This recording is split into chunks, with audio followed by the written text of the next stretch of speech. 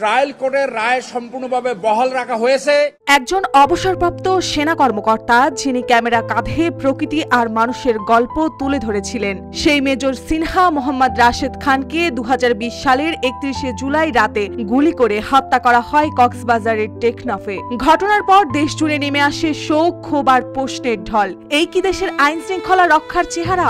2022 সালের 31 জানুয়ারি কক্সবাজার জেলা ও দায়রা জজ মোহাম্মদ ইসমাইল এই হত্যাকাণ্ডের রায় ঘোষণা করেন। আদালত রায়ে ঘটনাটিকে একটি পূর্ব পরিকল্পিত হত্যা বলে মন্তব্য করেন। এর প্রধান দুই আসামি টেকনাফ থানার তৎকালীন অফিসার ইনচার্জ প্রদীপ কুমার দাস ও বাহারছড়া তদন্ত কেন্দ্রের ইনচার্জ লিয়াকত আলীর মৃত্যুদণ্ডের আদেশ বহাল রাখেন। রায়ে আরো 6 জন আসামিকে যাবজ্জীবন কারাদণ্ড দেওয়া হয়েছিল। এমনকি প্রত্যেককে 50,000 টাকা করে জরিমানা এবং অনাদায়ে আরো 6 মাসের কারাদণ্ড দেওয়া হয়েছে।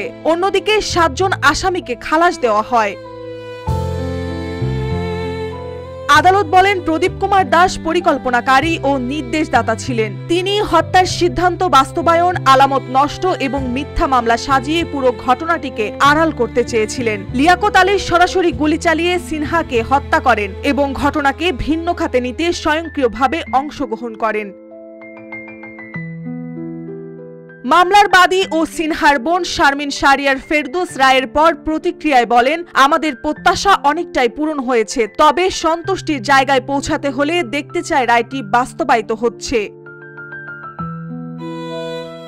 সেনাবাহিনীর সাবেক কর্মকর্তা ও একটি ভ্রমণ ডকুমেন্টারি নির্মাতা হিসেবে কাজ করা মেজর সিনহা সেই রাতে ভিডিও নির্মাণ শেষে ফিরছিলেন। সেখানে তাকে থামিয়ে বিনা উস্কানিতে গুলি চালায় পুলিশ। ঘটনা তদন্তে উঠে আসে ভয়াবহ চিত্র: মিথ্যা মামলা, আলামত গায়েব, নাটক সাজানো এবং দায়িত্বহীনতা। এই রায়কে দেশের বিচার ব্যবস্থার জন্য একটি গুরুত্বপূর্ণ মাইলফলক হিসেবে দেখছেন বিশ্লেষকরা। এটি কেবল একটি হত্যাকাণ্ডের বিচার নয়, এটি আইনের শাসনের পথে একটি দৃষ্টান্তমূলক পদক্ষেপ, যেখানে প্রমাণ হয়েছে আইন সবার জন্য সমান, এমনকি আইন রক্ষকদের জন্য।